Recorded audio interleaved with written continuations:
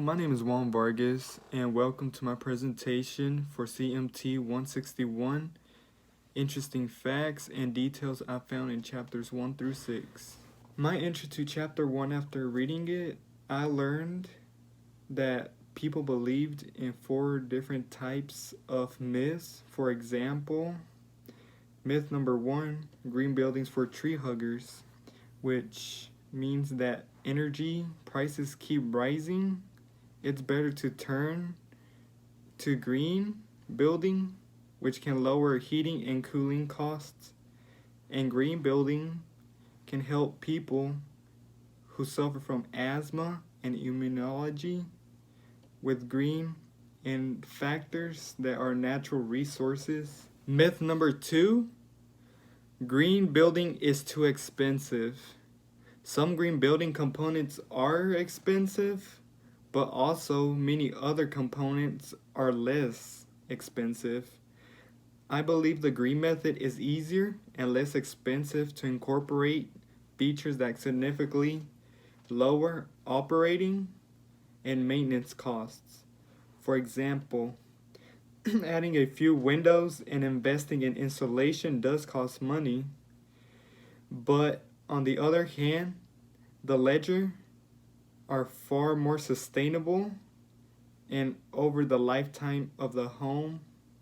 Myth number 3, green building is ugly. I did my research and I saw that back in 1970s, the houses were uniformity and plainless of a design. They were looking for a wider acceptance of an alternative building practice. But a greenhouse can look like any house: colonial, ranch, residential, modern, any type of house you can think of. Green homes can just be varied in design, just as stunning as any other type of home. Myth number 4, green building doesn't work. I found that most conventional products go through the same trial and errors as green products.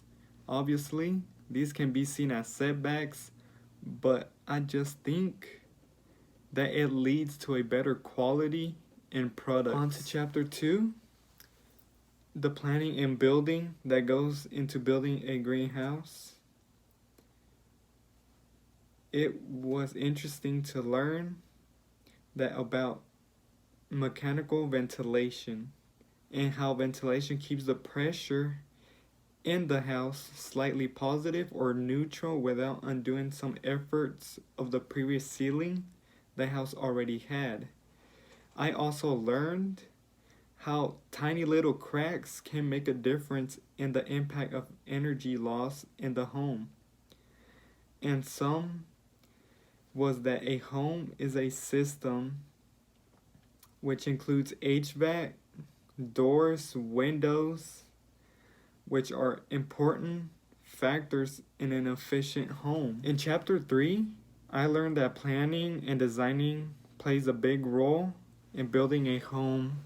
Something I found was a practice they use that you should make sure the living room is located in the southwest parts because they are normally used at the end of the day. I also learned that choosing the right trees, the degree in which temperature changes affects the house itself.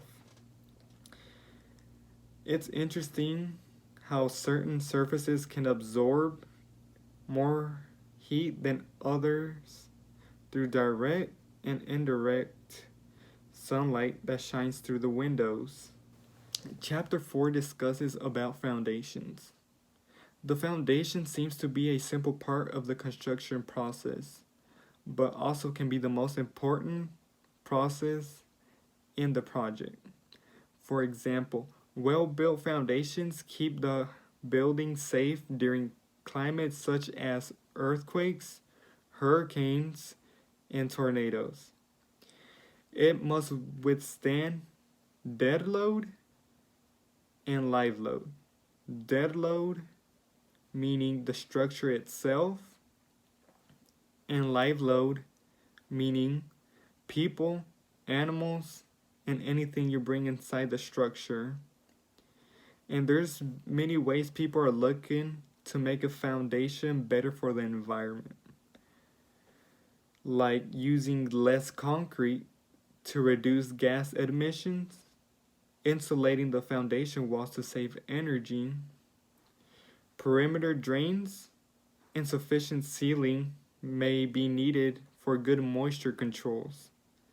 Concrete slabs mean cold rooms on the perimeter of the home unless the concrete is insulated with closed cell foam insulation.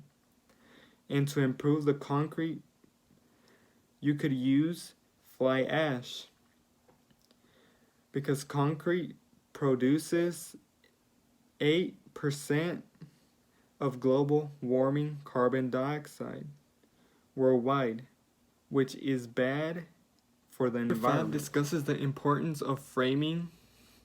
I learned that the framing is the skeleton of the house and the importance to ensure your home is strong enough to hold all the dead and live loads put on it. For mechanical interior and exterior finishes, if your home framing is not properly installed or put together, you will have effects like floor squeaking. After they are installed, the dry walls won't be able to lie flat on its side, and other things like doors won't be able to shut properly as they should. They also have alternatives to wood like autoclaved, aerated concrete blocks, which can be used for not wasting lumber on unnecessary framing like around windows and doors.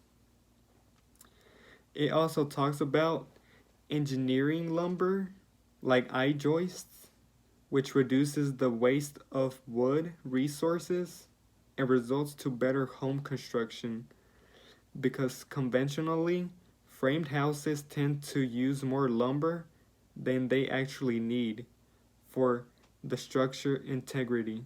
Chapter 6 discusses about roofs and attics and how roofing of a house has the most climate-specific material. The roofing material should be durable and be able to withstand any type of local climatic conditions.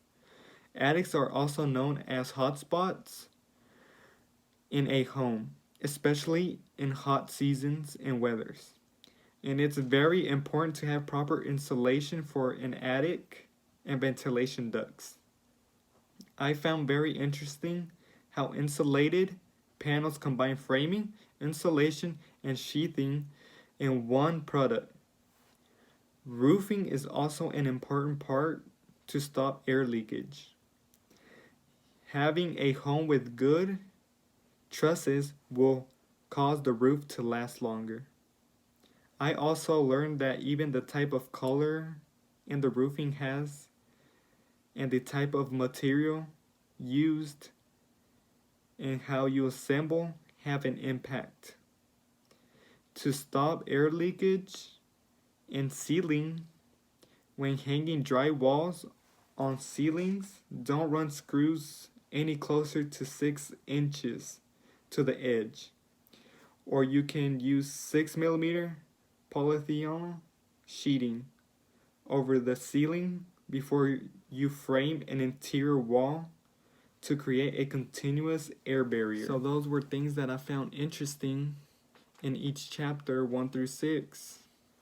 And that's my presentation for class CMT 161. And thank you.